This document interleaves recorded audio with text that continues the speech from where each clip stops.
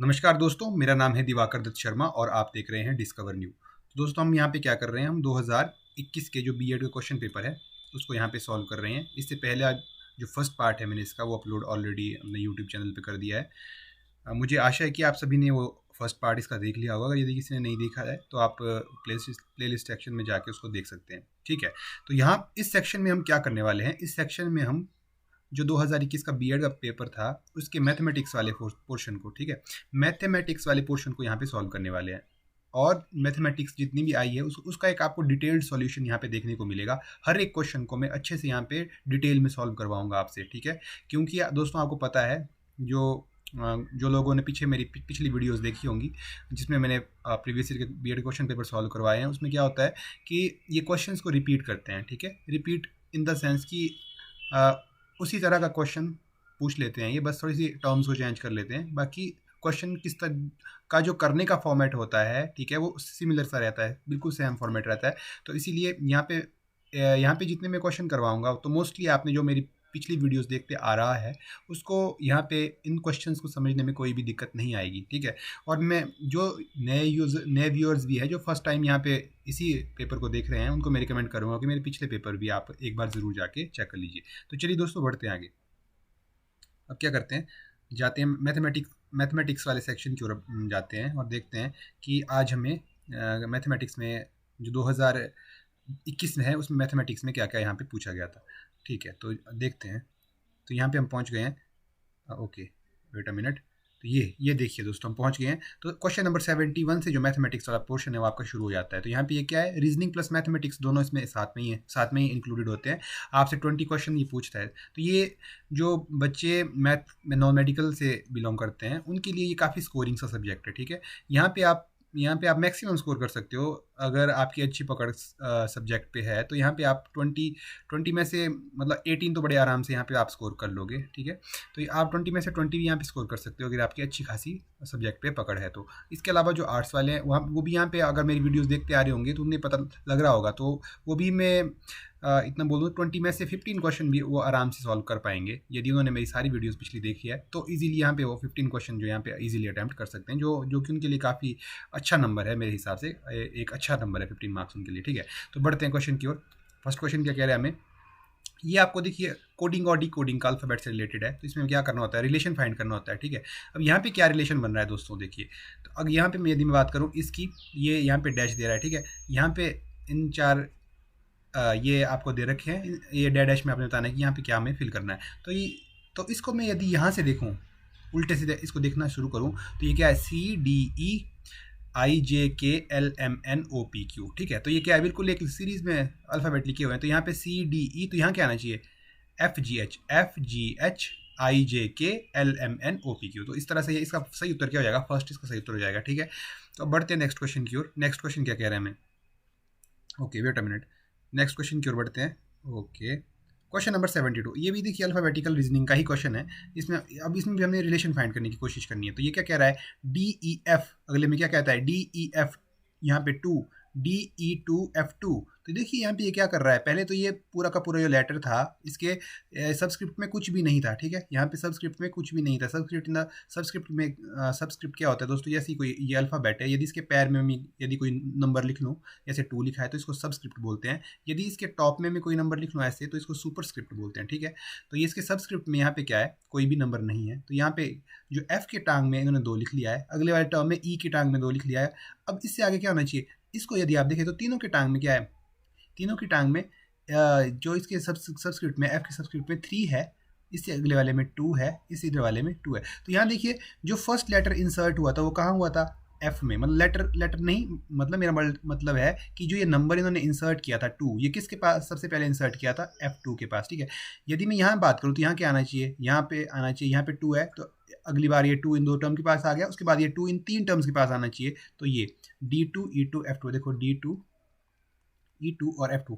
इसके बाद क्या हुआ, तीनों के पास 2 आ गया ना यहाँ पे। इस डैश में यदि मैं E2 F2 और D2, ओके एक मिनट, D2 E2 और F2 यदि मैं लिख लूँ, अब क्या हो गया, इन तीनों के पास ही 2 आ गया है। अब इसके बाद जो नेक्स्ट वर्ड आएगा वो कहाँ आएगा, जो नेक्स्ट चेंज आएगा वो कहाँ आएगा, F में आएगा। तो यहाँ पे नेक्स्ट क्या हो जाएगा, D2 E2F3। ये F में क्यों चेंज आया? क्योंकि इनिशियली अगर आप देखो तो फर्स्ट सबसे पहले ये जो सबस्क्रिप्ट लिखा गया, ये भी किस में लिखा गया था? F में। मतलब स्टार्टिंग जो चेंज आ रहा है वो F से आ रहा है, इसीलिए यहाँ पे क्या होगा? F में नीचे 3 होगा, जो कि अगली टर्म हमारी यहाँ पे है। तो इस तरह से क्या होगी, ये डैश में आपको पता लग गया होगा कि हमने क्या टर्म फिल करनी है। ये तो दोस्तों बिल्कुल सिंपल से है, इसमें तो आपको कुछ नहीं करना है, बस थोड़ा सा आप यदि दिमाग लगाएंगे तो इनको ईजिली आप इस तरह के क्वेश्चन को सॉल्व कर सकते हैं। अच्छा, अब बढ़ते हैं नेक्स्ट क्वेश्चन की ओर। ये देखिए, थोड़ा सा आपको ये कंफ्यूज कर सकता है ये क्वेश्चन। ये क्या बोल रहा है? Sound as sound is similar to cacophony, so speech will be similar to oration, touch is similar to massage, smell is similar to stench and taste is similar to style। ठीक है, यदि आप इस क्वेश्चन को देखिए, जब क्योंकि मैंने 2021 का अटेम्प्ट मैंने दिया है तो मुझे पता है, तो मैंने यहाँ पे इस क्वेश्चन को किस तरह से डील किया। जैसे कि मैंने आपको पहले भी बताया था कि जो एक क्वेश्चन है इंग्लिश में, यदि आपको क्वेश्चन नहीं आ रहा तो एक बार इसको हिंदी में पढ़िए। देखिए दोस्तों, अभी आप देखना कि हिंदी में क्वेश्चन को पढ़ने की कितनी इंपॉर्टेंस होती है। यहाँ देखो, अब आपको जरा इसको हिंदी में पढ़ो। ध्वनि, कोलाहल। कोलाहल, यदि किसी का हिंदी थोड़ी भी सही होगी तो वो कोलाहल का मतलब समझ जाएगा। कोलाहल का मतलब होता है शोर, ठीक है। वैसे ही कैकोफोनी का मतलब क्या होता है? शोर, ठीक है। As sound is related to cacophony, मतलब जिस तरह से साउंड शोर से रिलेटेड है, उसी तरह स्पीच किससे रिलेटेड है? मतलब स्पीच रिलेटेड है ओरेशन से। मतलब आपको ये रिलेशन फाइंड करना है यहाँ पे कि इसके सिमिलर यहाँ इन 4 ऑप्शन में से कौन सा सही है। अब देखिए दोस्तों, किस तरह से सॉल्व करना था इसे, हमें इसको किस तरह से सॉल्व करना था। ओके, तो देखिए, ध्वनि इज, जिस तरह से ध्वनि रिलेटेड है कोलाहल के। अब देखिए, ध्वनि कैसी हो सकती है? ध्वनि मधुर भी तो हो सकती है, ठीक है। जो एक स्पीच है वो मधुर भी तो हो सकती है। ध्वनि एक मधुर भी तो हो सकती है, ठीक है। इसने क्या किया है? उस वर्ड के, उस मीनिंग के नेगेटिव पार्ट को यहाँ पे लिया है। तो ध्वनि देखो मधुर भी हो सकती है और क्या हो सकती है, और मतलब वो भी हो सकती है, थोड़ी सी मधुर भी हो सकती है ध्वनि, और थोड़ी सी, ओह सॉरी फ्रेंड्स, तो मेरा पीछे बैकग्राउंड में जो मोबाइल फ़ोन की रिंग बज रही थी, जिस वजह से थोड़ा सा डिस्ट्रैक्शन हमें यहाँ पे हो गया। तो मैं क्या कह रहा था, जैसे कि मैं कह रहा था कि जो वर्ड साउंड है ना, उसका इन्होंने यहाँ पे किस तरह से उस साउंड की वर्ड को लिया है। जैसे ध्वनि है, उसको कोलाहल की तरह लिया है। जैसे मैं कह रहा था कि ध्वनि कैसी हो सकती है? मधुर भी हो सकती है, स्वीट भी हो सकती है साउंड, और कैसी हो सकती है? हार्श भी हो सकती है, ठीक है। जैसे कि यहाँ पे कोलाहल की तरह लिया है, मतलब यहाँ पे जो वर्ड है उसको हमने थोड़ा नेगेटिव वे में लिया है, उसके जो मीनिंग है उसको थोड़ा नेगेटिव वे में लिया है। अब हम इसको इस वाले लॉजिक को लगाते हैं हर एक क्वेश्चन में। देखो, भाषण सिमिलर है वक्तव्य के। देखिए, ये जो भाषण है उसमें क्या करता है? एक पर्सन वक्तव्य देता है, मतलब अपने थॉट्स को प्रेजेंट करता है। तो देखिए, जो वक्तव्य है ये एक पॉजिटिव वर्ड है, ठीक है। पॉजिटिव वर्ड है, ये कोई नेगेटिव वर्ड नहीं है। भाषण, वक्तव्य, एक पॉजिटिव वर्ड है, ठीक है। यदि मैं स्पर्श की बात करूं, मालिश, तो यहाँ पे स्पर्श रिलेटेड टू मालिश। अब देखिए, यदि यहाँ पे लिखता है कि स्पर्श, फिर आगे लिखता थप्पड़, तो स्पर्श, देखिए जब आप थप्पड़ मारते हो तभी तो आप स्पर्श करते हो, ठीक है। तो यदि इस तरह से कुछ लिखता, कुछ नेगेटिव वर्ड को यहाँ पे लिखता है, तब हमारा आंसर क्या होता है? यहाँ पे बी। यदि मैं बात करूं ऑप्शन सी की, गंध, बदबू। देखिए, गंध कैसी हो सकती है? गंध का मतलब, ऊपर देखिए आप, यहाँ पे क्या लिखता है? स्मेल। तो स्मेल कैसी हो सकती है? स्मेल स्वीट भी हो सकती है, और स्मेल कैसी हो सकती है? और बदबू भी हो सकती है, वो मतलब जो स्वीट ना हो, ऐसी स्मेल भी तो हो सकती है। जो मतलब एक स्मेल, देखिए दोस्तों आप समझ गए होंगे, एक स्मेल होती है स्वीट स्मेल, ठीक है। एक स्मेल कैसी होती है? बदबू, जिसको हम कहते हैं, ठीक है।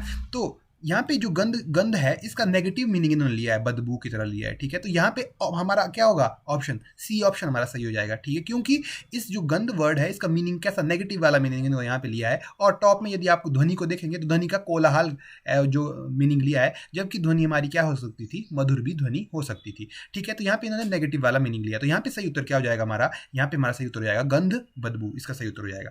अच्छा, अब थोड़ा सा आगे की ओर बढ़ते हैं, नेक्स्ट क्वेश्चन, ठीक है। ये थोड़ा सा आपका मैथमेटिक्स वाला क्वेश्चन आ गया है। अब देखिए, इस तरह क्वेश्चन को हमने किस तरह से करना। देखिए, Raja walk 10 metre from A to B in east, then he turn to the right and walked 3 metre again, turn to the right and walked 14 metre, how far is Raja from A से कितना दूर है? देखिए, इसको सॉल्व करने से पहले एक छोटी सी बात मैं आपको बता देता हूँ। सबने आपने क्या पढ़ी होगी? पाइथागोरस थ्योरम पढ़ी होगी। पाइथागोरस थ्योरम क्या बोलती थी? बचपन में पाइथागोरस थ्योरम पढ़ी है। वो क्या बोलती थी? ये देखिए, एक ये ट्राइंगल है, ठीक है। ये क्या एक ट्राइंगल है? ए, इसको बोलते हैं हम बेस, इसको बोलते हैं हम परपेंडिकुलर, ठीक है। इसको बोलते हैं हाइपोटेन्यूस, ठीक है। एच, जिसको एच से रिप्रेजेंट करते हैं, ठीक है। तो हिंदी में इसको हम क्या करते हैं, कर्ण भी कहते हैं हिंदी में से, ठीक है। तो ये क्या जो हमारी पाइथागोरस थ्योरम है वो क्या बोलती है कि कर्ण का स्क्वायर मतलब हाइपोटेन्यूज का स्क्वायर, जो मैंने कर्ण आपको ये वाला बताया, कर्ण का स्क्वायर ये वाला क्या, ये वाली लाइन जो आपको यहाँ पे दिख रही है, ठीक है, ये वाली लाइन, ठीक है, ये पूरी वाली। तो हाइपोटेन्यूज का स्क्वायर किसके इक्वल होता है, आधार के स्क्वायर प्लस लंब के स्क्वायर के बराबर। तो बेस का स्क्वायर प्लस परपेंडिकुलर का स्क्वायर, ये हमारे को कौन बोलती थी, हाँ ये हमारे को बोलती है पाइथागोरस थ्योरम। अब देखना दोस्तों, इस पाइथागोरस थ्योरम को मैं इस क्वेश्चन में यूज करूंगा, ठीक है। और ये पाइथागोरस थ्योरम लगती कहाँ पे है, कब लगती है, जब आपका जो राइट एंगल ट्राइंगल बन रहा होता है, मतलब यहाँ पे बेस और परपेंडिकुलर के बीच कितने का 90 डिग्री का कौन बना हो, राइट एंगल ट्राइंगल हो ये, ठीक है, राइट एंगल ट्राइंगल हो, ठीक है। तो उस समय लगती है हमारी पाइथागोरस थ्योरम, ठीक है। अब लगाते हैं, अब इस क्वेश्चन को सॉल्व करते हैं। अब ये क्वेश्चन क्या कह रहा है, अब आपको अच्छे से क्वेश्चन इसको समझ आ जाएगा आपको, ठीक है। अब देखते हैं, अब ये देखो डायरेक्शन वाला क्वेश्चन है। इससे पीछे पहले मैंने आपको बताया, जब भी आपको डायरेक्शन वाला क्वेश्चन आए, ऐसे आप एक प्लस बना दो, यहाँ लिखो ईस्ट, यहाँ लिखो वेस्ट, यहाँ लिखो नॉर्थ और यहाँ लिखो साउथ, ठीक है। अब ये क्या हो रहा है, ये आपका ओरिजिन वाला पॉइंट है जहाँ से आपने चलना शुरू करना है, यहाँ से आपने क्या करना है, चलना शुरू करना है। अब क्या हो रहा है कि Raja walk 10 metre from A to B in east, ठीक है। राजा, इसको मैं एक बार मिटा दूँ थोड़ा, ठीक है, ये सेंटर पॉइंट है यहाँ पे, ठीक है। ये 4 डायरेक्शन जो आपको दिख रही है, अच्छा ये 4 डायरेक्शन है, ठीक है। अगर मैं थोड़ी इन डायरेक्शन को और अच्छे से एक्सप्लेन करना चाहूँ तो नॉर्थ और ईस्ट के बीच में कहीं यहाँ पे बिल्कुल सेंटर में कौन सी डायरेक्शन होगी, देखिए, यदि एक मिनट अच्छे से आपको बता दूँ ताकि आप अच्छा चलो नेक्स्ट क्वेश्चन आएगा उस तरह का, तो वहीं पे आपको मैं बताऊंगा। अभी इसको कर लेते हैं। ये क्या बोल रहा है कि Raja walk 10 metre from A to B. अब ये इनिशियल पॉइंट है जहाँ से वो शुरू करता है, ए टू बी वॉक किया उसने इस तरह से, ठीक है, 10 मीटर कहाँ की ओर, ईस्ट की ओर। तो देखिए हमने यहाँ पे हमने भी ईस्ट की ओर मूव किया, कितना मीटर, 10 मीटर ईस्ट की ओर, ठीक है जी। हम ये 10 मीटर ईस्ट की ओर मूव करके यहाँ पे किसी पॉइंट बी पे हम पहुंच गए, ठीक है। अब क्या हुआ, then he turn to the right. अब देखिए राइट कहाँ होगा इसका, क्योंकि आप कहाँ जा रहे हो, ए टू बी जा रहे हो। अब क्या करो, खुद को एक बार इस लाइन पे चलता हुआ इमेजिन करो, ठीक है, तब आपको राइट और लेफ्ट का अच्छी तरह से समझ आएगा। तो जब आप इसको खुद को ईस्ट की ओर चलता हुआ इमेजिन करोगे तो ऊपर की ओर कौन सा हाथ आएगा आपका, लेफ्ट हैंड, और नीचे की ओर कौन सा आएगा, राइट हैंड आएगा, ठीक है। तो अब इसने कहाँ को मूव करना है, कहाँ को मूव करने को कह रहा है ये क्वेश्चन में, देखिए आपको मूव करने को कह रहा है ये, then he turn to the right and walked 3 metre. तो राइट मूव किया तो नीचे को आया होगा कुछ इस तरह से, एक मिनट ऐसे कुछ नीचे को आया होगा, ठीक है, और 3 मीटर नीचे की ओर चला होगा, ठीक है। 3 मीटर आ गया, again he turn to the right. अब यहाँ पे जब नीचे को वो आया तब वो फिर से राइट मुड़ गया, यहाँ पे 3 मीटर तक चलने के बाद वो फिर से राइट मुड़ गया। अब देखिए जब वो ऊपर से नीचे आ रहा होगा तो राइट कहाँ होगा उसका, जैसे कि मैंने पहले बोला कि इस लाइन पे खुद को चलता हुआ इमेजिन कीजिए, तो इस ओर आपका राइट होगा और इस ओर क्या होगा, लेफ्ट, इस ओर राइट, इस ओर लेफ्ट, ठीक है। अब कहाँ को मुड़ेगा वो, क्योंकि अब फिर क्योंकि वो फिर यहाँ देखिए यहाँ ए से चलना शुरू किया, बी पे पहुंचा, बी पे पहुंचने के बाद उसने राइट लिया, फिर ये यहाँ पे पहुंचा किसी पॉइंट सी के ऊपर, ठीक है। अब इस सी पॉइंट पे पहुंचने के बाद वो फिर से राइट लेता है, तो कहाँ की ओर मुड़ेगा, कहाँ की ओर मुड़ेगा, इधर की ओर, उल्टा की, मतलब पहले चला वो यहाँ से इस डायरेक्शन में, फिर यहाँ से वो इस डायरेक्शन में गया, अब यहाँ से वो इस डायरेक्शन में जा रहा है, ठीक है। तो यहाँ से कितना मीटर चला वो फिर, देन ही देखिए क्वेश्चन में देखिए, then he again turn to the right and walked 14 metre. अब यहाँ से वो सी से 14 मीटर चला। अब देखिए 14 मीटर कितना होगा, ये यहाँ तक अगर मैं बात करूँ सी से लेकर ए तक, मतलब कहीं बिल्कुल यहाँ तक कितना होगा वो, 10 मीटर, 14 मीटर कहाँ होगा, इससे थोड़ा सा कहीं आगे जाके यहाँ जैसे कहीं 14 मीटर होगा, ठीक है। अब यहाँ पहुंच गया तो किस पॉइंट पे पहुंचा वो, डी पॉइंट पे। अब ये क्या कह रहा है, how far is Raja from A. अब ये एट लास्ट वो कहाँ पहुंचा, इस डी पॉइंट पे पहुंचा, और चलना कहाँ से शुरू किया था, यहाँ इस ए पॉइंट से चलना उसने शुरू किया था। अब आपको बताना है कि वो डी पॉइंट जहाँ वो पहुंचा है वो ए पॉइंट से कितना दूर है। तो दोस्तों कितना दूर है वो, इतना दूर ही तो है वो, ये जो डिस्टेंस है इतना दूर ही तो है, ठीक है। अब आपको ये जो मैंने डबल लाइन यहाँ हमारी ये वाला डिस्टेंस कैलकुलेट करना है, ठीक है। अच्छा ये वाला डिस्टेंस यदि आपको कैलकुलेट करना है तो यहाँ से लेकर यहाँ तक, तो सी से लेकर जब वो डी तक चला, ठीक है, ये वाला डिस्टेंस, तो सी से लेकर डी तक का डिस्टेंस कितना था, कितना चला वो, 14 मीटर चला। ये क्वेश्चन में कहाँ गिवन है, क्वेश्चन में ये एक मिनट यहाँ पे मैं थोड़ा सा मिटा देता हूँ, ये देखिए दोस्तों यहाँ पे गिवन है ये, ठीक है। तो 14 मीटर चला था वो सी से डी तक के लिए।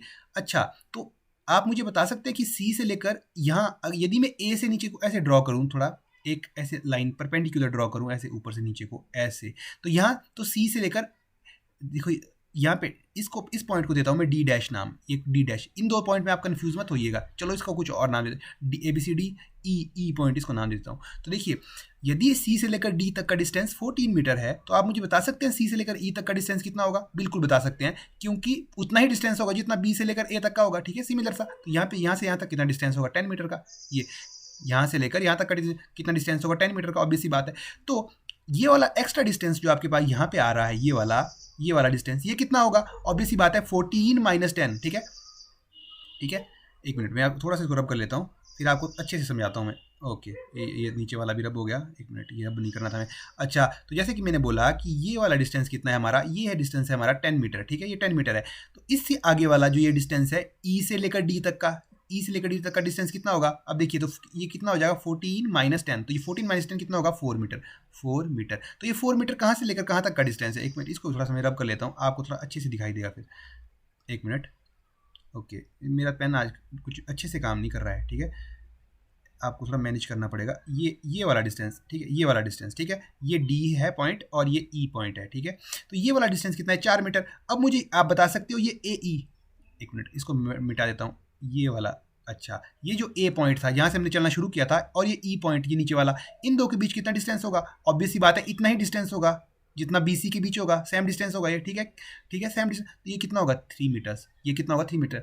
अच्छा, अब कुछ आपको याद आ रहा है? मैंने आपको अभी पाइथागोरस थ्योरम करवाई थी, तो उसमें मैंने क्या बोला था कि यदि इस तरह का कोई राइट एंगल ट्राइंगल आपके पास हो, ठीक है, राइट एंगल ट्राइंगल हो, तो उसमें हम पाइथागोरस थ्योरम का इस्तेमाल कर सकते हैं, ठीक है। तो यहाँ पे ये वाला जो DAE, ये भी क्या है आपके पास? एक राइट एंगल ट्राइंगल नजर आ रहा है आपको? बिल्कुल। तो इसमें ये 4 मीटर क्या है? ये इसका बेस है, और 3 मीटर इसका परपेंडिकुलर है। अब आपको निकालना क्या है? आपको निकालना है ये हाइपोटेन्यूज, जिसको हम बोलते हैं, जिसको हम कर्ण भी बोलते हैं, ठीक है, ये कर्ण आपको कैलकुलेट करना है। तो अभी कर्ण को निकालने का, अब ये भी तो मैंने आपको फॉर्मूला बताया था, जो पाइथागोरस थ्योरम क्या बोलती है कि हाइपोटेन्यूज का square is equal to base का स्क्वायर प्लस परपेंडिकुलर का स्क्वायर, ठीक है। तो हाइपोटेन्यूज का स्क्वायर, हाइपोटेन्यूज निकालना है, तो हाइपोटेन्यूज का square is equal to base का स्क्वायर। बेस कितना है भाई यहाँ पे? 4, तो 4 का स्क्वायर, बेस 4 है ना, तो 4 का स्क्वायर प्लस परपेंडिकुलर कितना है? 3, तो 3 का स्क्वायर, ठीक है। अब कर दो इसको सॉल्व, 4 चौके 16 और 3 3 9, एच का स्क्वायर क्या हो जाएगा? 16 9। अब देखिए एच क्या होगा? एच स्क्वायर क्या होगा? 16 और 9 कितने होते हैं? 25, ठीक है। तो एच क्या होगा यहाँ पे? एच, तो एच होगा 25 का, जब स्क्वायर इधर को जाएगा तो स्क्वायर किस में चेंज हो जाएगा? स्क्वायर रूट में। तो 25 का स्क्वायर रूट क्या था दोस्तों? 25 का स्क्वायर रूट होता है प्लस माइनस 5, प्लस माइनस 5।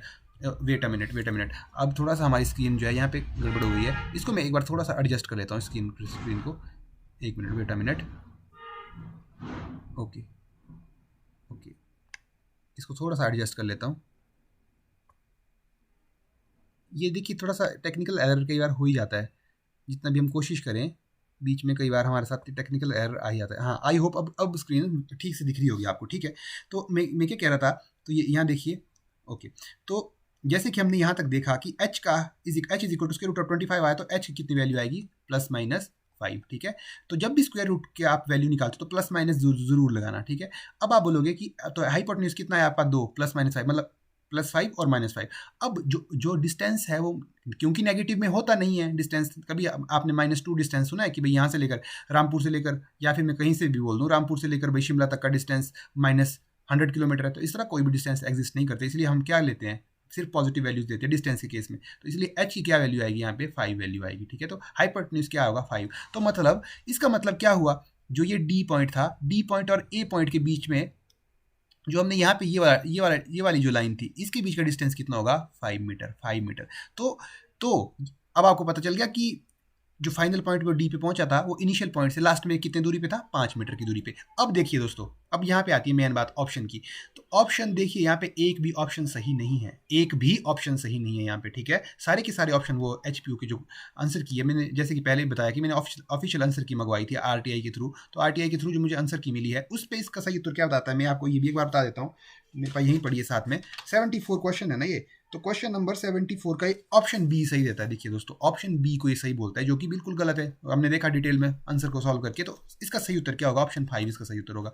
तो मैंने इसलिए मैं आपको कह रहा हूँ दोस्तों कि मतलब जो एचपीयू है, हम इस बीएड के एंट्रांस को बिल्कुल भी सीरियसली नहीं लेता। 1100 रुपये फीस हमारे से वसूलता है, और इस तरह की गलतियाँ इतनी ब्लंडर मिस्टेक्स करता है, ठीक है, जो कि मतलब एक खिलवाड़ है हमारे भविष्य के साथ, जितने भी बच्चे जो बीएड करने में घुस रहे हैं, ठीक है। तो इन सभी को, इन गलतियों को सुधारने का एक ही तरीका है, आप जो इसमें ये एग्ज़ाम होता है, इसमें और ज़्यादा ट्रांसपेरेंसी लाने की ज़रूरत है। जो आंसर की ऑफिशियल आंसर की उसको रिलीज़ इनको करना चाहिए, रेगुलर बेसिस पे रिलीज़ करना चाहिए। इसके लिए आप भी मेल कर सकते हो इनको, ठीक है, या आप इनको लेटर लिख सकते हो कि आप जो इस बार वाला अटैम्प्ट हो रहा है 2022 वाला, उसके लिए क्या करो, उसके लिए आप इसकी ऑफिशियल आंसर की निकालो और हमें टाइम दो भाई। जैसे अदर एग्जाम्स में आपने देखा होगा कि क्या मिलता है, करेक्शन के लिए थोड़ा सा टाइम मिलता है। वो टाइम देते हैं कि अगर आपको हमारी आंसर की में कोई दिक्कत आती है नज़र, तो आप हाईलाइट कीजिए और उसके सही उत्तर हमें भेजिए। तो इस तरह का कुछ प्रोविजन इसमें भी होना चाहिए ताकि ज़्यादा ट्रांसपेरेंसी के साथ जो है ये पेपर कंडक्ट करवाया जाए। अब बढ़ते हैं नेक्स्ट क्वेश्चन की, क्वेश्चन नंबर 75। अब देखिए 75 यहाँ क्या कह रहा है। एनी एनी को यदि आप लिख सकते हो 40, मैनी को यदि आप लिख सकते हो 53, तो आप बताना कि मैनी एक को आप क्या लिख सकते हो, ठीक है। अब इसमें लॉजिक ढूंढने की कोशिश करनी है। तो ये भी एक दूसरे से किसी तरह से रिलेटेड है दोस्तों। तो जैसे कि आपको पता है ए टू जेड तक कितने अल्फ़ाबेट होते हैं, 26, ठीक है। तो जो अल्फ़ाबेटिकल रीजनिंग होती है तो उसमें हम हर एक अल्फ़ाबेट के लिए एक एक नंबर देते हैं। जैसे कि ए को हम 1 मानते हैं, बी को हम 2 मानते हैं, सी को 3 मानते हैं, डी को 4 मानते हैं, इसी तरह ई को 5 मानते हैं, ठीक है। इस तरह जेड को हम क्या मानते हैं, 26 मानते हैं, ठीक है। और एक्स को क्या मानते हैं, 25। इस तरह से मतलब हर एक अल्फ़ाबेट को हम एक एक नंबर के साथ कंपेयर करते हैं, ठीक है। इस तरह से हम करते हैं अल्फ़ाबेटिकल रीजनिंग में। तो यही कॉन्सेप्ट दोस्तों यहाँ पे लगाया इन्होंने, ठीक है। अब देखिए किस तरह से इस कॉन्सेप्ट को यहाँ पे इन्होंने इंट्रोड्यूस किया है। तो जैसे एनी है, एनी तो ए कहाँ पे आता है, फर्स्ट पोजीशन पे आता है ए। एन कौन सी पोजीशन पे आता है, 14th पोजीशन पे आता है, आप काउंट करके देखना। और वाई कौन सी पोजीशन पे आता है, 25, क्योंकि जेड आता है 26 पे, तो वाई आएगा 25 पे। अब इन तीनों की तीनों टर्म को आप ऐड कीजिए, ठीक है। 25 और 14 कितने हुए, 25 और 14 39 और 1 कितना हुआ, 40। तो इस तरह से ये रिलेटेड है। Any is if any is 40, तो सबसे पहले आपको देखना पड़ेगा कि 40 इसने लिखा किस तरह से इस एनी को। तो ये वो लॉजिक है जिस तरह से इसने 40 लिखा है एनी को, ठीक है। अब तो मैनी को क्या लिखता है, मैनी को लिखता है भैया 53। अब आप बता सकते हो मुझे किस तरह से लिखा होगा इसने। तो एम किसको कॉरस्पॉन्ड करता है, 13 को, ठीक है। मतलब एम किसके इक्विवेलेंट है, 13 के इक्विवेलेंट है, ठीक है। और ए किसके इक्विवेलेंट है, 1 के इक्विवेलेंट है। एन किसके इक्विवेलेंट है, 14 के। और 7 की सॉरी वाई किसके इक्विवेलेंट है, 25 के। अगर इन चारों की चारों लेटर्स को आप ऐड करो दोस्तों, तो आंसर आपको 53 ही मिलेगा, ठीक है। तो अब आप मुझे बता सकते हो, अब तो लास्ट वाला बिल्कुल ईजी हो गया है। अब तो आप बिल्कुल बता सकते हो मुझे कि जो ये MANIAC, ठीक है, इसको आप क्या लिखोगे। आप वीडियो को पॉज करना और नीचे कमेंट बॉक्स में मुझे बताना कि आप क्या लिखेंगे और आपका आंसर मुझे बताना। तो आई होप आपने लिख लिया होगा कमेंट बॉक्स में। तो ये क्या होगा, M को आप 13 लिखो, A को 1, ए की पोजीशन क्या होती है 1, और N की पोजीशन क्या होती है 14, I की पोजीशन क्या होती है, I की क्या पोजीशन होती है, ठीक है। I की क्या पोजीशन होती है, एक मिनट में इसको थोड़ा सा सोच लेता हूँ। I की क्या पोजीशन, तो यहाँ पे आप देख सकते हैं जो ये आई है ये किसे कॉरस्पॉन्ड कर रहा है, ये इट इज कॉरस्पॉन्डिंग टू 9, ठीक है। Similarly A is corresponding to 1 and C is corresponding to, एक मिनट में इसको थोड़ा सा रब कर देता हूँ। ओके, तो A is corresponding to 1 and C is corresponding to ABC 3। Okay, अब आप क्या करेंगे, इन सभी के सभी जो ये आपके नंबर्स, इनको यदि आप ऐड करोगे तो आपको क्या रिजल्ट क्या मिलेगा, आपको इनको ऐड करके, ठीक है। तो आपको इनको रिजल्ट क्या मिलेगा ऐड करके, 41 आपको यहाँ पे रिजल्ट मिलेगा। तो इसका जो ऑप्शन 75 है, इसका ऑप्शन ए ठीक है, ठीक है। 75 का क्या है, ए ठीक है। अब बढ़ते हैं नेक्स्ट क्वेश्चन की ओर, जो है 76, क्वेश्चन नंबर 76। ओके, तो 76 क्वेश्चन क्या पूछ रहा है यहाँ पे आपसे। हाँ, तो 76 क्वेश्चन देखिए आप, निम्नलिखित प्रश्न में संख्या श्रृंखला में एक पद गलत है, गलत शब्द बताएं। ये आपको एक सीरीज दी है और आप इस सीरीज में क्या है, इस सीरीज में, ठीक है, इस सीरीज में एक नंबर इनकरेक्ट है। अब आपको इनकरेक्ट वाला नंबर फाइंड करना है। आपने जो सीरीज सॉल्व की होगी, बेसिकली जब भी हम किसी सीरीज को सॉल्व करते हैं तो आपको कहाँ से शुरू करना होता है, हम हमेशा ध्यान रखिएगा, आप सबसे इजी वाला अप्रोच से शुरू करिए। मतलब सबसे पहले इनके बीच का डिफरेंस निकालिए, हर एक नंबर के बीच का डिफरेंस निकालिए, ठीक है। और उस डिफरेंस से पता करने की कोशिश कीजिए कि उससे आपको थोड़ा सा आइडिया लग जाएगा, ठीक है। पर ये वाला क्वेश्चन है दोस्तों, ये थोड़ा एडवांस लेवल का आया था जब मैंने इस क्वेश्चन को सॉल्व किया था, क्योंकि 2021 का पेपर है, मैंने इस पेपर को दिया है, तो मैं भी इस क्वेश्चन को सॉल्व नहीं कर पाया था क्योंकि समय हमारे पास कम होता है क्वेश्चन को सॉल्व करने के लिए, ठीक है। और इसमें थोड़ा सा ज़्यादा दिमाग मुझे वहाँ पर लगाना पड़ा। तो इसे अब मैं आपको बता देता हूँ कि इस टाइप ये वाला क्वेश्चन किस तरह से सॉल्व होगा। फिर आप इस फॉर्मेट को ध्यान रखना, क्योंकि जैसे मैंने कहा है कि वो क्या करते हैं, सिर्फ मतलब क्वेश्चन का नंबरिंग चेंज करते हैं, नंबरिंग नहीं, मतलब क्वेश्चन के ये आपके जो टर्म्स हैं इनको चेंज करेंगे, बाकी क्वेश्चन को सॉल्व करने का तरीका सेम ही रहेगा। तो इस क्वेश्चन को किस तरह से सॉल्व करना है, तो देखिए इस तरफ इसका ये क्वेश्चन किस तरह से सॉल्व होना था, इसमें होना था कि गिवन लिख लेता हूँ पहले मैं, ठीक है। गिवन फर्स्ट टर्म एक मिनट, थोड़ा सा मैं अच्छा साफ लिख लेता हूँ थोड़ा सा, ठीक है। ये क्या कह रहा है, देखो ये क्वेश्चन सॉल्व कैसे होना था। Given first term multiplied by 2 + 1 which is equal to result. अभी मैं आपको बताऊंगा, अभी मैं इसको आपको एक्सप्लेन करूंगा, ठीक है, फिर आपको अच्छे से पता लग जाएगा, ठीक है। फिर ये यहाँ पे आएगा रिजल्ट मल्टीप्लाइड बाय 3 + 1, तो यहाँ पे क्या आएगा, इसका एक फर्दर रिजल्ट आएगा, ठीक है। फिर उस रिजल्ट को मैं फर्दर यहाँ लिखूंगा, तो रिजल्ट मल्टीप्लाइड बाय 2 + 1, एक और रिजल्ट आपको मिलेगा, ठीक है। फिर उस रिजल्ट को यहाँ लिखूंगा, तो वो result multiplied by 3 + 1 is equal to result. अब देखिए मैंने यहाँ पे लिखा क्या, मैंने इस क्वेश्चन को सॉल्व करने का आपको एक मेथड लिखा यहाँ पे कि ये क्वेश्चन में क्या लॉजिक लग रहा है। तो इस क्वेश्चन में क्या लॉजिक लग रहा है, तो given first term of the series, तो यहाँ पे क्या है, गिवन है first term of the series है 1, ठीक है। तो यहाँ पे क्या आएगा 1, given first term of the series क्या आएगा यहाँ पे 1 मल्टीप्लाइड बाय, अगले क्या लिखा मैंने 2, तो 1 मल्टीप्लाइड बाय 2 + 1। अब इसको सॉल्व करो, कितना होता है ये 2 गुना है कितना, 2 + 1 कितना होता है 3, तो 3, ठीक है। तो अगली टर्म क्या होगी भाई 3 होगी। तो यहाँ पे आप देख सकते हो कि फर्स्ट टर्म क्या है 1 के बाद यहाँ क्या आ रहा है 3। अब इस 3 के बाद नेक्स्ट टर्म क्या होगी, ठीक है। अब इसको थोड़ा जूम आउट कर रहा हूँ, एक मिनट, थोड़ा सा मैं इसको जूम आउट कर देता हूँ, थोड़ा सा, ओह कुछ ज़्यादा ही जूम आउट हो गया शायद। हाँ अब मैं एक मिनट थोड़ा सा क्वेश्चन की ओर जाता हूँ, हम कहाँ पहुँचे थे, ओके थोड़ा सा ऊपर थे हम ना क्वेश्चन में, यहाँ पे पहुँच जाता हूँ मैं, कहाँ थे हम क्वेश्चन में, हाँ यहाँ पे हम क्वेश्चन में थे। थोड़ा सा इसको मैं जूम आउट कर देता हूँ ना, ओके इसको थोड़ा सा इस तरह से, हाँ इस तरह से मैं इसको जूम आउट कर देता हूँ ताकि इसको हम एक ही जगह पे सॉल्व कर पाऊँ पूरे क्वेश्चन को।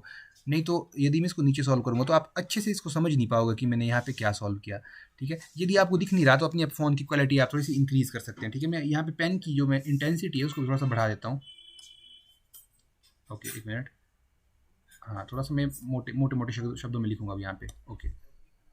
यहाँ तक हम पहुँच गए, ठीक है।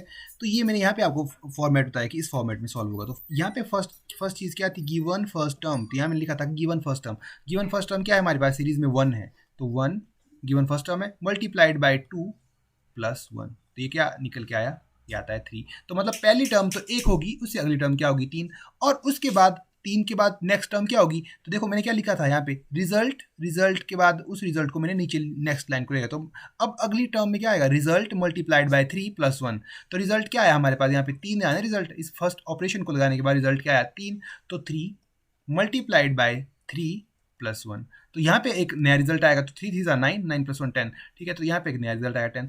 तो फिर जो अगला ये नया रिजल्ट आया, देखो अपनी सीरीज को भी चेक करते रहना, तो सीरीज क्या थी आपके पास 1 थी, 3 10 21, ठीक है। इस तरह से आपका सीरीज थी 63 और उसके बाद था 129। इस सीरीज में आपको चेक करना था कि कौन सा टर्म गलत है। तो देखिए अब कहाँ तक चेक करते हुए पहुंचे आपने देखा कि 1 आपकी सीरीज में आएगा, 3 आपकी सीरीज में आएगा, 10 आपकी सीरीज में आएगा, तो 10 तक हम पहुंच गए। तो नेक्स्ट क्या होगा, अब 10 मल्टीप्लाइड बाय, अब क्या बोलोगे यहाँ पे 4 होगा, नहीं। अब अगर आपने पिछले वाला रिजल्ट, वो मैंने जो आपको इससे पहले दिखाया था ये वाला सेक्शन, अगर आपको देखा होगा ये, उसमें क्या लिखा था मैंने 2 और 3 में मैं ऑसिलेट कर रहा हूँ। 2 और 3 में ऑसिलेट करने का मतलब क्या है कि पहले मैं 2 से मल्टीप्लाई करता हूँ, फिर मैं 3 से मल्टीप्लाई करता हूँ, फिर मैं 2 से मल्टीप्लाई करता हूँ, फिर मैं 3 से मल्टीप्लाई करता हूँ, ठीक है। तो यहाँ पे ये 10 की टर्म क्या, 10 के बाद किससे मल्टीप्लाई करूँगा 2 से, 10 मल्टीप्लाई 2 बाय 2 + 1, तो यहाँ ये क्या हो जाएगा, ये हो जाएगा 21। तो यहाँ देखिए अपनी सीरीज को चेक कीजिए, 21 भी आपकी सीरीज में, मतलब ये वाला भी करेक्ट है। अब इसके बाद क्या करूँगा, जो यहाँ पे रिजल्ट आएगा, तो रिजल्ट मल्टीप्लाइड, अब अगली टर्म किससे मल्टीप्लाई करूँगा, क्योंकि मैं 2 और 3 के बीच ऑसिलेट कर रहा हूँ, पहले मैं 2 टर्म लेता हूँ, उसके बाद 3 से मल्टीप्लाई करता हूँ, फिर 2 से मल्टीप्लाई करता हूँ। अब किसी करना पड़ेगा, अब मुझे ऑब्वियसली बात है 3 से मल्टीप्लाई करना पड़ेगा और फिर यहाँ +1 करना पड़ेगा। तो यहाँ पे क्या आएगा, 21 3 से कितने होते हैं 63 + 1 कितने होते हैं 64। तो आपकी सीरीज में 21 के बाद क्या आना चाहिए, 64 आना चाहिए। तो यदि आप यहाँ देखोगे आपकी सीरीज में क्या आ रहा है, यहाँ पे 63 आ रहा है, ठीक है, यहाँ पे 63 आ रहा है आपकी सीरीज में, ठीक है। और यदि इस 64 के बाद में अगर देखूँ तो नेक्स्ट टर्म क्या आनी चाहिए, तो 64 मल्टीप्लाइड बाय 2 + 1, ठीक है। तो 64 2 कितने होते हैं, 64 2 यहाँ देख लेते हैं हम, ये 128 होते हैं, 128 + 1 कितने होते हैं 129। तो ये 129 आप देखोगे ये भी आपकी सीरीज में यहाँ पे मिलेगा आपको 129। तो यहाँ पे 63 आपकी सीरीज में, जबकि आना क्या चाहिए था 64 आना चाहिए था, ठीक है। तो ये इसमें क्या थी, ये इसमें करेक्शन थी, या ये आपको पता लगना चाहिए था। तो इस सीरीज में क्या लॉजिक लगेगा, तो ये लॉजिक लगेगा इस सीरीज में, ठीक है। ये लॉजिक लगेगा कि सबसे पहले आपको फर्स्ट टर्म लिखनी है, तो फर्स्ट टर्म मल्टीप्लाइड बाय 2 + 1, ठीक है। उसके बाद क्या मिलेगी आपको सेकंड टर्म, फिर उसके बाद सेकंड टर्म मल्टीप्लाइड बाय 3+1 आपको मिलेगी थर्ड टर्म। तो थर्ड टर्म मल्टीप्लाइड बाय 2+1। अब देखिए मल्टीप्लाइड बाय किससे करना है आपने, पहले 2 से मल्टीप्लाई करना है फर्स्ट टर्म को, सेकंड टर्म को करना है 3 से, सॉरी फिर सेकंड टर्म आपको रिजल्ट में मिलेगी, फिर सेकंड टर्म को किससे करना है, हाँ सेकंड टर्म को आपको करना है 3 से, फिर उसके बाद थर्ड टर्म को करना है 2 से, फोर्थ टर्म को करना है 3 से, फिफ्थ टर्म को करना है 2 से, सिक्स टर्म को करना है 3 से, इस तरह से चलता रहेगा। तो आई होप आपको समझ आया होगा कि ये सीरीज में क्या लॉजिक लगना था यहाँ पे, ठीक है।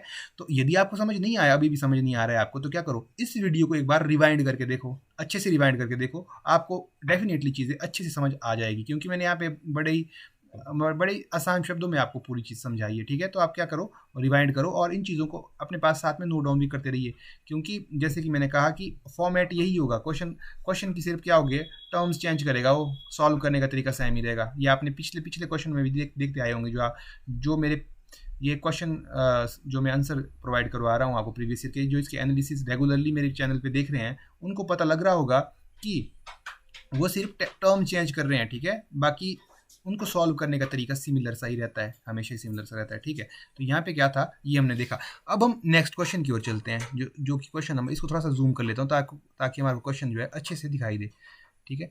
ओके, थोड़ा सा और जूम कर लेता हूँ। ओके ठीक है। अभी कहाँ थे हम, अभी हम थे 76 पे। अब बढ़ते नेक्स्ट क्वेश्चन की ओर, 77। अब देखिए ये 77 जो क्वेश्चन है ये किससे रिलेटेड है, क्लॉक प्रॉब्लम से रिलेटेड है। अब थोड़ा सा इसको मैं इसकी इंटेंसिटी को थोड़ा सा कम कर देता हूँ। हाँ, ये क्वेश्चन है क्लॉक प्रॉब्लम से रिलेटेड। तो क्लॉक प्रॉब्लम से रिलेटेड जो भी क्वेश्चन है, तो क्लॉक से जैसे कि आपको पता है, थोड़ा सा क्लॉक का इंट्रोडक्शन दे देता हूँ मैं। जिसने पिछली वीडियोस देखी होगी उनको क्लॉक के बारे में काफ़ी सारी नॉलेज अभी तक हो गई होगी। तो ये एक क्लॉक होती है, ठीक है। यहाँ पे बचते हैं 12, यहाँ पे बचते हैं जी 6, यहाँ पे बचते हैं 3 और यहाँ पे बचते हैं 9, ठीक है। तो ये जो 12 है, ठीक। अब 2 सुइयाँ होती है इसमें, एक होती है घंटे की सुई, एक होती है मिनट की सुई। तो मिनट की सुई लंबी होती है और घंटे की सुई छोटी होती है। तो यहाँ पे कितने बजे, अभी 3 बजे हैं, क्योंकि 3 की और छोटी सुई है, ठीक है। तो जब भी मैं एंगल मेजर करने की बात करता हूँ, तो एक सर्कल में जब ये मिनट की सुई यहाँ से चलेगी ऐसे ऐसे करके कंप्लीट एक रेवोल्यूशन मारेगी, तो कितने डिग्री का एंगल कवर करेगी, 360 डिग्री का एंगल कवर करेगी, ठीक है। कितने का एंगल कवर करेगी, 360 डिग्री। क्यों, क्योंकि ऐसा एक कंप्लीट सर्कल में कितना एंगल होता है, 360 का एंगल होता है, ठीक है। तो ये 360 का एंगल कवर कर देगी। तो मतलब जो ये एंगल है, एंगल को कहाँ से मेजर करना शुरू करेंगे हम, अगर इसको मैं थोड़ा सा मिटा दूँ, इनको मिटा दूँ अगर मैं, तो यहाँ पे कितने का एंगल बनेगा, हमेशा ही 12 पे 0 का एंगल। और यहाँ पे कितने का एंगल बनेगा, 90 का एंगल। यहाँ पे कितने का बनेगा, 180 का। यहाँ पे 270 का, ठीक है। और फिर यहाँ पे जाके वापस कितने का बनेगा, 360 का। तो जो 360 का एंगल और 0 का एंगल है वो एक ही पॉइंट पे 12 बजे ही बनेगा, ठीक है। तो ये आप समझ गए होंगे, ठीक है। तो इस तरह से आपका क्या बनता है। अब आपको मैंने पिछली बार भी करवाया था कि एक जो फॉर्मूला है उसमें बहुत ज़्यादा इंपॉर्टेंट है। क्या है वो, angle is equal to half modulus of 11m minus 60h। तो ये फॉर्मूला सबसे इंपॉर्टेंट फॉर्मूला है इसमें ये, ठीक है। जिसको ये फॉर्मूला आ गया तो वो क्या कर सकता है, हर एक क्वेश्चन को यहाँ से इस सेक्शन से टारगेट जो है वो उसको सॉल्व कर सकता है। अब ये क्वेश्चन हमारे से क्या पूछ रहा है और इस क्वेश्चन की क्या डिमांड है, फिर इसमें हम इस फॉर्मूले को किस तरह से अप्लाई करते हैं ये मैं आपको बताऊंगा, ठीक है। ये क्वेश्चन क्या बोल रहा है, देखो, एट व्हाट टाइम बिटवीन 9:13 से लेकर 10:12 will the hands of the watch together का मतलब क्या होता है कि जब घंटे की सुई के ऊपर क्या होगी, मिनट की सुई। यही तो टुगेदर होता है कि घंटे की सुई और मिनट की सुई क्या कर रही है, कोइंसाइड कर रही है, ठीक है। यदि मैं यहाँ पे इस फिगर की बात करूँ, देखो इस फिगर में यदि मैं एंगल की बात करूँ कि एंगल कितना बन रहा है घंटे की सुई और मिनट की सुई में, तो ये एंगल है। अभी कितने का एंगल बन रहा है, 90 डिग्री का एंगल बन रहा है, ठीक है। अगर मैं इसकी बात हटा दूँ, अगर मैं इसको थोड़ा सा हटाऊँ यहाँ से, थोड़ा सा 1 मिनट रुक जाओ, अगर मैं इसको यहाँ से हटा दूँ, यदि मैं इसको ऐसे करूँ कुछ ऐसे, तो अब क्या होगा, एंगल कुछ ये वाला एंगल बन रहा होगा, ठीक है। तो इस तरह से आपने क्या देखा कि जैसे जैसे मिनट चेंज होते हैं ये एंगल भी बदलते रहते हैं, ठीक है। तो इससे रिलेटेड कैसे क्वेश्चन पूछ सकता है आपसे, वो एग्जामिनर पूछ सकता है कि मुझे बताओ भाई, एग्जामिनर कैसे क्वेश्चन पूछ सकता है इससे कि आप मुझे बताओ 3:40 पे जो घंटे की सुई और मिनट की सुई है, तो यहाँ पे मैं थोड़ा सा बता भी देता हूँ आपको कि 3:40 कहाँ बजेंगे, तो 3 कुछ यहाँ बजेंगे ऐसे, 3 घंटे की सुई है ये, 35 यहाँ होंगे और 40 कहीं यहाँ होंगे, तो ये 40 ऐसे हैं, ठीक है। तो वो आपसे पूछ सकता है कि 3:40 पे जो घंटे की सुई और मिनट की सुई है इसके बीच कितने का एंगल बनेगा, तो ये होगा बेसिकली दोस्तों एंगल। अब इसकी वैल्यू आपको निकालनी होगी, तो कितने बज रहे हैं, 3:40। तो देखिए जो 3:40 है, इसमें आवर वाला कौन सी टर्म है जो आवर को रिप्रेजेंट कर रही है? 3। तो कितना घंटे को कौन रिप्रेजेंट कर रही है? आवर को 3। तो कितने घंटे हुए? 3। और मिनट को कौन रिप्रेजेंट कर रहा है? ये वाली टर्म। तो कितने मिनट से? 40। तो 3:40 पे आपको बताना है कि कितना समय हुआ, कितना एंगल बन रहा होगा। तो क्या करेंगे आप? कुछ नहीं करना है आपने, सिंपली इस टर्म को 3 को करना पुट कहाँ पे? आवर की जगह पुट कर देना इस फॉर्मूले में, एच की जगह, और एम को एम की जगह पुट कर देना यहाँ पे, और फिर आपका यहाँ से क्या निकल के आएगा? एंगल। ठीक है। और इस मॉडुलस को भी हम दो तरह से तोड़ते हैं, एक पॉजिटिव में तोड़ते हैं, एक नेगेटिव में तोड़ते हैं। वो मैंने आपको किस तरह से तोड़ते हैं वो पिछली वीडियोस में आपको मैंने अच्छे से बताया है। यहाँ से क्या निकल जाएगा? इजीली आपका एंगल निकल जाएगा। अब बात करता हूँ इस क्वेश्चन की। ये क्वेश्चन क्या पूछ रहा है आपसे? ठीक है, अब इसको मैं थोड़ा सा मिटा देता हूँ, देखो यहाँ पे। और अब इस क्वेश्चन को सॉल्व करने की हम कोशिश करते हैं यहाँ पे कि ये क्या पूछ रहा है। अब देखो, ये पूछ रहा है कि at what time between 9:13 and 10:12 hands of the watch will be together. Hands of the watch will be together का मतलब क्या होगा? कि ये आवर हैंड है और ये मिनट हैंड है, ये दोनों आपस में कोइंसाइड करेंगे। आपस में कोइंसाइड करने का मतलब क्या है? कि एंगल कितना होगा इनके आपस में? एंगल की अगर मैं बात करूं कितना होगा? अगर कोइंसाइड कर रहे होंगे तो 0 डिग्री एंगल होगा ना, क्योंकि एक के ऊपर दूसरा होगा। एंगल तो तब बनता है यदि कहीं एक से थोड़ा दूसरा डेविएट कर रहा हो इस तरह से, तब तो यहाँ पे एंगल बनेगा। पर अभी क्या है, एक के ऊपर एक है तो एंगल बनेगा 0। तो अब इस एंगल इक्वल टू 0 को कहाँ पुट करूंगा मैं? इस वाले टर्म में, इस वाले फॉर्मूले में एंगल इक्वल टू 0 पुट करूंगा। तो यहाँ से एक हमारा को ये फॉर्मूला है, ये थोड़ा मॉडिफाई हो जाएगा। जब इसको मैं यहाँ पुट करता हूँ तो मेरे को क्या मिलेगा? एंगल तो 0 equals to half 11m minus 60h, यही तो मिलेगा। ठीक है। अब इसको थोड़ा सा मिटा देता हूँ यहाँ से, ताकि मेरे पास थोड़ा स्पेस हो जाए क्वेश्चन को सॉल्व करने के लिए। अब देखो, तो हाफ, ये 2 को मैं इधर ले गया तो ये भी 0 हो जाएगा। तो ये क्या बन जाएगा? ये किस तरह से बन जाएगा? ठीक है, ये बन जाएगा 11m minus 60h is equal to 0। ठीक है। या फिर इस तरह से और किस तरह से लिख सकता हूँ इसको मैं? 11m minus 60h equals to 0। और फिर क्या करूँ? 60 को उधर ले जाऊँ, या फिर 11m को उधर ले जाऊँ, तो minus 60h is equal to minus 11m। Minus से माइनस कट गया, तो यहाँ से आवर क्या निकल के आया? यहाँ आवर नहीं, मेरे को क्या कैलकुलेट करना है? मिनट कैलकुलेट करने हमने, यहाँ पे मिनट निकालूंगा मैं। ठीक है। तो मिनट किएगा तो यहाँ पे क्या करूँगा मैं? 60 को उधर ले जाऊँगा, तो 11m इज इक्वल टू क्या हो जाएगा? 60h। तो यहाँ से m निकल के आएगा 60/11h। तो ये फॉर्मूला यहाँ से मेरे को नया बन के आया। तो इस फॉर्मूले को आप नोट कर दो, अपने पास नोट कर दो। अब आपको बताना है, अब देखो क्या बताना है आपको बताना है कि 9:13 से लेकर 10:12 के बीच, ठीक है, कब घंटे और मिनट की सुई आपस में एक दूसरे के ऊपर कोइंसाइड करेगी। ठीक है। तो सबसे पहले बात करता हूँ 9 बजे की। 9 बजे से 13 मिनट के लेकर 9 बजे से 59 मिनट की बात करता हूँ। इनके बीच की बात करता हूँ मैं। इन दोनों के बीच में क्या होगा? 9:59 से लेकर 9 बजे से 9 बजे से 13 मिनट से लेकर 9 बजे से 59 मिनट तक, तो जो आवर होगा वो कितना होगा? हमेशा ही 9 होगा। आवर कितना होगा? हमेशा ही 9। तो आवर 9 होगा, तो यहाँ पे आवर की जगह क्या पुट कर सकता हूँ मैं? इस फॉर्मूले में 9 पुट कर सकता हूँ। ठीक है। तो मेरे को क्या मिल जाएगा? यहाँ से m मिल जाएगा, मिनट मिल जाएंगे। ठीक है। तो m क्या हो जाएगा? यहाँ से m is equal to 60/11 into 9। ठीक है, इंटू 9 हो जाएगा। ठीक है। तो ये क्या हो जाएगा? 540 डिवाइड बाई 11। जब 540 डिवाइड बाई 11 करोगे आप, तो आपके पास उत्तर क्या निकल के आएगा? ये आप डिवाइड करके देख सकते हो। आपके लिए मैं थोड़ा सा यहाँ पे इसको डिवाइड कर देता हूँ, फिर आप कंफ्यूज जाओगे नहीं तो। ठीक है। ये है, देखो यहाँ पे 540 डिवाइडेड बाय 11। तो ठीक है, 11 चौके कितने होते हैं? 44। ठीक है। 44 और 10 होते हैं 54, तो 100 हो गया। 11 9 कितने होते हैं? 11 9 होते हैं 99, 99 और 1 होते हैं 100। ठीक है। तो ये आपको क्या, अब इसको फ्रैक्शन की फॉर्म में किस तरह से लिखते हैं हम जब हम डिवाइड करते हैं? आपको पता होगा, एक ऐसे उल्टा वी बनता है। एक मिनट ना, इसको हटा देता हूँ। ऐसे उल्टा वी बनता है, यहाँ पे उल्टा वी। ऐसे उल्टा वी का मतलब क्या हुआ? कि पहले इस टर्म को लिखो, जब आपने किसी चीज़ को फ्रैक्शन में लिखना है तो पहले इस टर्म को लिखो, उसके बाद इस टर्म को लिखो, उसके बाद इस टर्म को लिखो। तो कैसे लिखूंगा मैं इसको? 49 होल 1 डिवाइड बाय 11, इस तरह से लिखूंगा मैं इसको फ्रैक्शन में। ठीक है। 49 सही 1/11। ठीक है। तो 49 सही 1/11, यहाँ पे क्या मिला आपको? ये 49 सही 1/12 11 मिनट। 49 सही 1/11 क्या मिले? मिनट। और अच्छा, तो यदि मिनट आपको 49 सही 1/11 मिले, इसका मतलब क्या हुआ? कि इसका मतलब ये है कि आवर कितना था? आवर तो फिक्स था 9। ठीक है। मैं क्या बोला कि 9 बजे से 13 मिनट से लेकर 9 बजे से 59 मिनट तक कहाँ पे वो कोइंसाइड कर रही है, उसको यहाँ पे चेक कर रहे हैं हम। ठीक है।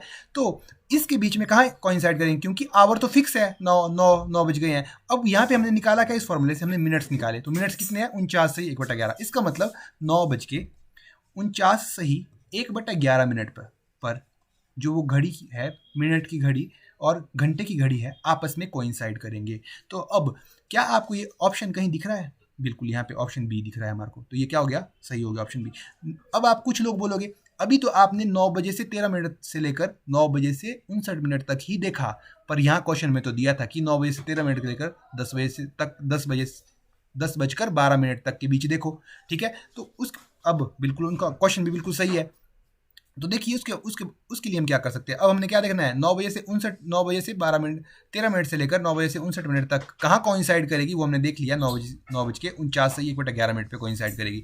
अच्छा 9 बजे से अब हमने क्या देखना है कि 10 बजे से लेकर 10 बजे से 12 मिनट तक क्या कहीं वो घड़ी कोइंसाइड करेगी, ये देखना है। तो इसके लिए हमारा फॉर्मूला क्या था, m = 60/11 × h, ये हमारा फॉर्मूला था, ठीक है। इसको थोड़ा सा रब कर लेता हूँ, जो मैं आपको लिख रहा हूँ ना, लिखवा रहा हूँ, आप अपनी कॉपी पे इसको नोट करते जाइएगा, ठीक है।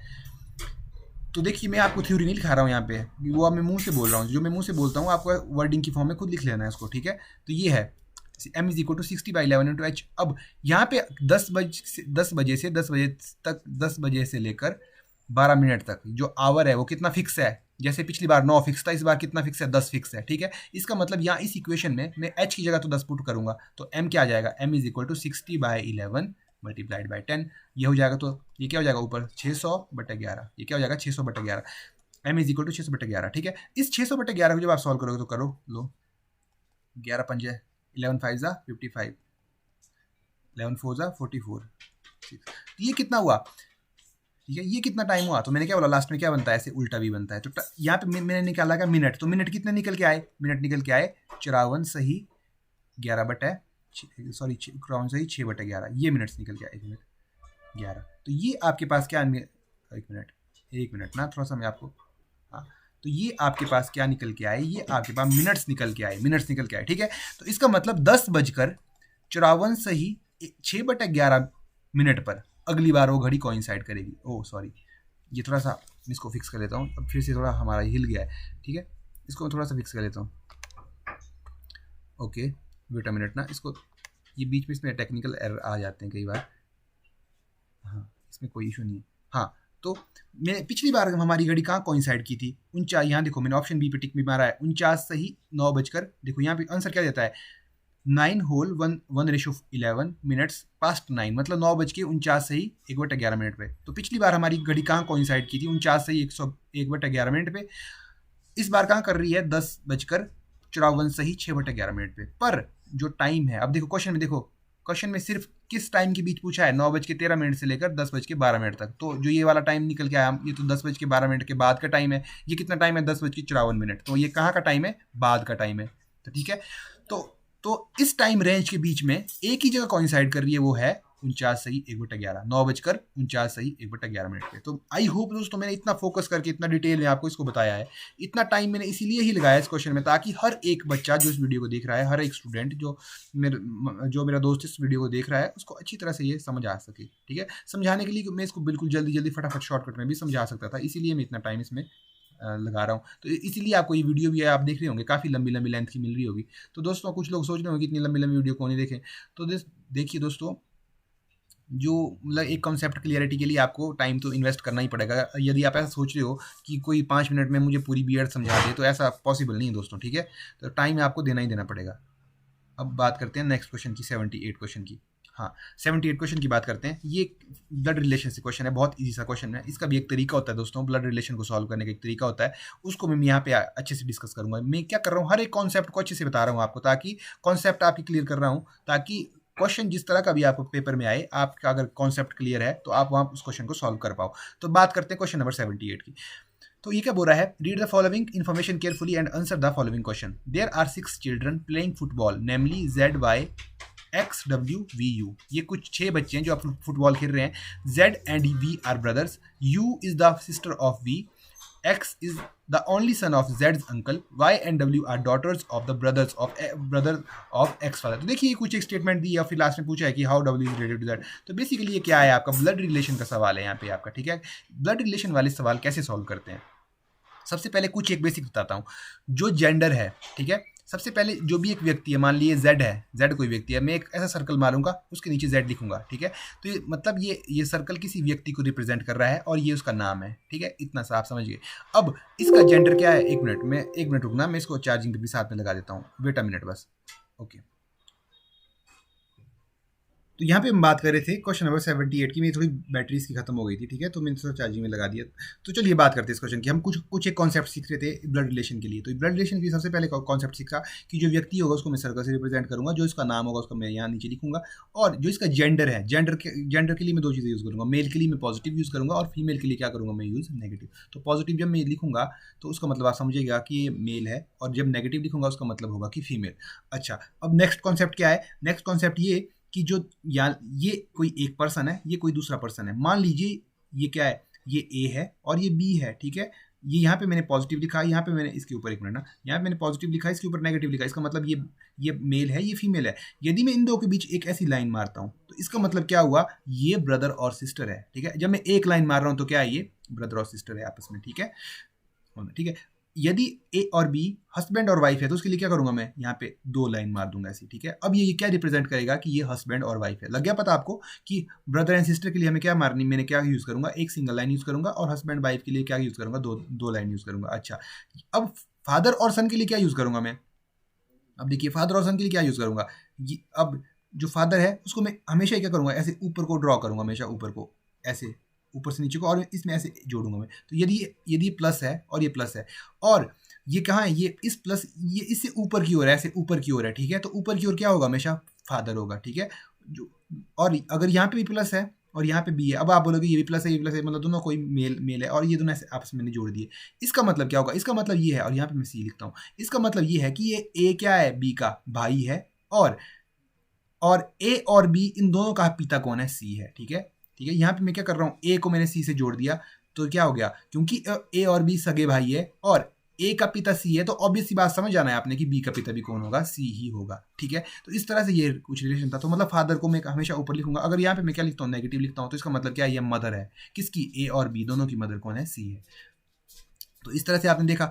अब यदि, ठीक है, तो इस तरह से हम क्या करेंगे, मतलब जो इससे पिछली जनरेशन है, ए बी से पिछली जनरेशन है, उसको ऊपर लिखेंगे, जो इसके नेक्स्ट जनरेशन है उसको नीचे लिखेंगे। तो आई होप कुछ एक जो कॉन्सेप्ट्स हैं बेसिक वाले वो मैंने आपको बता दिए। अब इन्हीं कॉन्सेप्ट को मैं क्या करूंगा, इस क्वेश्चन में लगाऊंगा और आपको अच्छे से समझ आ जाएगा कि मैंने क्या कॉन्सेप्ट बोले। अब देखिए इस क्वेश्चन की स्टेटमेंट को पढ़ो आप, और एक में अगर आपको कोई, चलो मैं आपको साथ साथ में बताऊंगा यहाँ पे, ठीक है। अब मैं स्टेटमेंट को पढ़ता हूँ, Z and V are brothers. तो मैं क्या करता हूँ, यहाँ पे ऐसे एक सर्कल लिख रहा हूँ, देखो ऐसे सर्कल बनाता हूँ और एक और सर्कल बनाता हूँ, इसके ऊपर पॉजिटिव लिखता हूँ, इसके ऊपर पॉजिटिव लिखता हूँ, क्योंकि दे आर ब्रदर्स। कौन, जेड, इसका नाम जेड है, इसका नाम वी है, दे आर ब्रदर्स, तो इसको मैं ऐसे एक लाइन से जोड़ दिया। तो ये क्या रिप्रेजेंट कर रहा है कि Z and V are brothers, और ये पॉजिटिव पॉजिटिव, क्योंकि दोनों पॉजिटिव पॉजिटिव का मतलब Z and V are brothers, ठीक है, इतना समझ गए।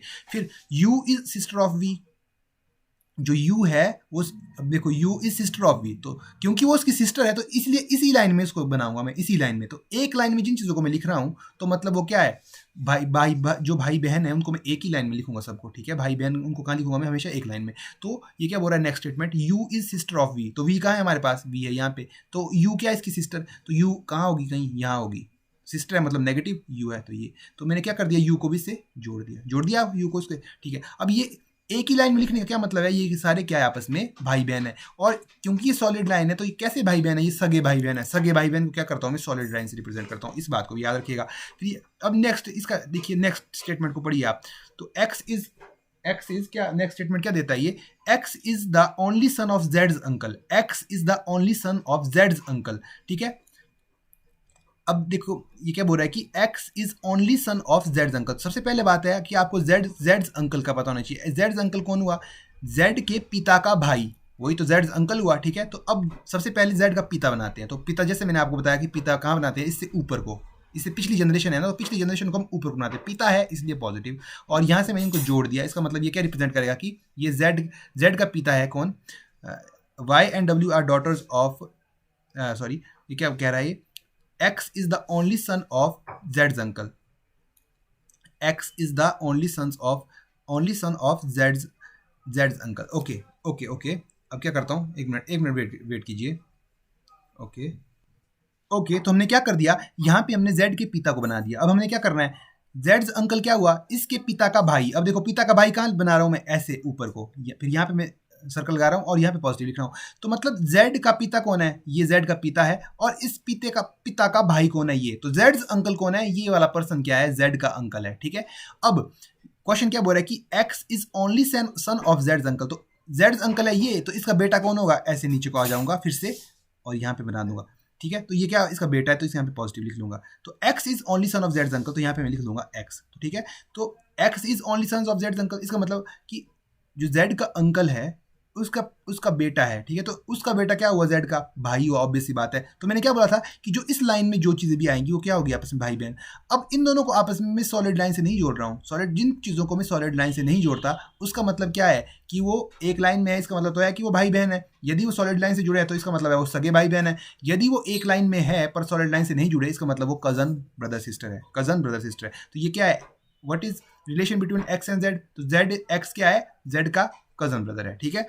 अब नेक्स्ट स्टेटमेंट पढ़ते हैं, y and w are daughters of the brother of X father, X father, ठीक है। अब ये क्या कह रही है, y and w are daughters of the brother of X father.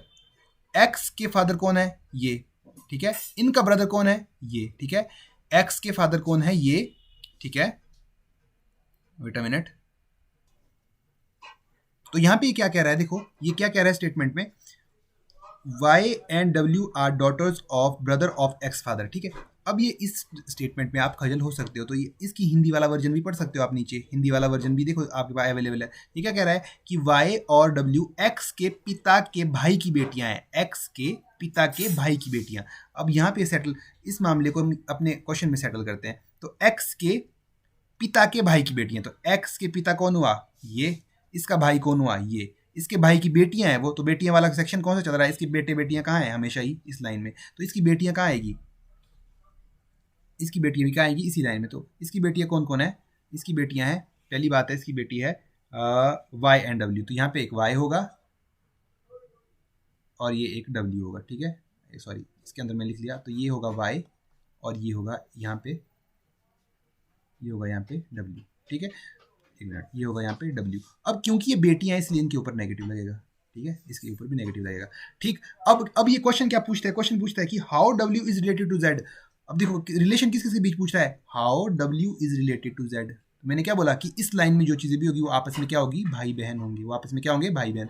तो how w is related to z, तो ये क्या है, w और z के बीच क्या रिलेशन है, sister. How w is related to z, question पूछा है how w is related to z, ठीक है। तो W क्या है Z का, ठीक है, ये पूछ रहा है क्वेश्चन। अब देखो हिंदी में एक बार पढ़ लो आप इसके क्वेश्चन को, W Z से किस प्रकार संबंधित है, ठीक है। अब देखते हैं, how W is related to Z, तो Z क्या है, W और Z क्या है, भाई बहन। How W is related to Z, ठीक है, ओके। तो W क्या है, Z की, W क्या है Z की, W है Z की बहन, तो इसका सही उत्तर क्या हो जाएगा, बहन, सिस्टर, बहन, ठीक है, सिस्टर, ये आपने यहाँ पे देख भी लिया। तो इसका सही उत्तर क्या होगा, ऑप्शन सी इसका सही उत्तर होगा, सी इसका सही उत्तर होगा। यदि आप ऑप्शन ऑफिशियल आंसर की में देखिए तो इसका उत्तर दिया इन्होंने कजन, बी, कजन इसका सही उत्तर दिया है, ठीक है। तो इस तरह से हमने क्या करते हैं, ब्लड रिलेशन वाले को, तो इसका करेक्ट आंसर क्या है, सी इसका करेक्ट आंसर है। तो इस तरह से क्या करते हैं हम, जो ब्लड रिलेशन वाले क्वेश्चन है उनको सॉल्व करते हैं इस तरह से, ठीक है। तो इस तरह से ये क्वेश्चन सॉल्व होंगे। इसके बाद वाला जो नेक्स्ट सेक्शन है, मुझे लगता है काफ़ी लंबी वीडियो हमारी हो गई है, तो नेक्स्ट सेक्शन जो है हमारा, इसके बाद हम पार्ट 2 में नेक्स्ट सेक्शन को कंटिन्यू करेंगे। तब तक जितने भी हम यहाँ कॉन्सेप्ट सीखे हैं उनको आप नोट डाउन करते रहिएगा, और जितने भी आपके दोस्त तैयारियाँ कर रहे हैं उनको उन वीडियोज़ को रिकमेंड करिए ताकि उनकी भी हेल्प हो जाए जो भी इस एग्ज़ाम को एस्पायर कर रहे हैं, तो ठीक है। तो इसी होप के साथ कि आप इनको ज़्यादा लोगों के साथ शेयर करेंगे और ऐसे ही मतलब पढ़ते रहेंगे, और उनको भी जो आने वाले आपके फ्रेंड्स हैं उनको भी रिकमेंड करेंगे। तो थैंक यू सो मच, मिलते हैं नेक्स्ट पार्ट में।